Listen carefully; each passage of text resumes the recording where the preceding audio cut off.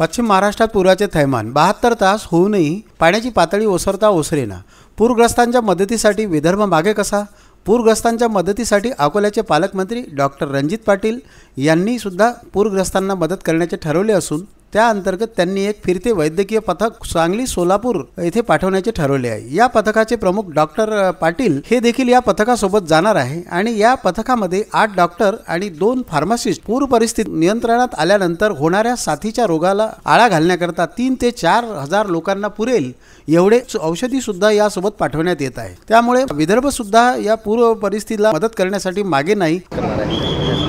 आपला माहिती आहे की महाराष्ट्रामध्ये पश्चिम महाराष्ट्रामध्ये सांगली असेल, कोल्हापूर असेल आणि विशेष करून सांगली हे गेली 7, 8, 10 दिवसापासून पूर परिस्थितीमुळे गावाची गावं वेढली गेलेली आहेत। त्यांच्यापर्यंत मदत पोहोचवण्यासाठी शासन प्रशासन सरसावलेलं आहे। पण शासन प्रशासनाच्या सोबतच स्वयंसेवी संस्थांनी सुद्धा तिथे पोहोचून आपलं जे काही योगदान करता येईल ते करायला पाहिजे। या उत्कट हेतूने अकोला इथून आम्ही 8 जणांची डॉक्टरांची टीम, त्यासोबत 2 फार्मासिस्ट, साधारणतः 3-4 हजार लोकांना 3-4 दिवस पुरेल असं साथीच्या रोगाचं आणि अशा पूर परिस्थितीमध्ये निर्माण होणाऱ्या पुराच्या नंतरसुद्धा जी साथीची रोग होतात त्यांच्यासाठी औषधी, त्यासोबत पॅरामेडिकल स्टाफ, 2 ॲम्ब्युलन्स काही तातडीनं आणायचं असलं तर त्यासोबत ऑक्सिजन, फर्स्ट एडच्या सगळ्या मेजर्स आणि त्या शिफ्टिंगमध्ये असणाऱ्या ज्या काही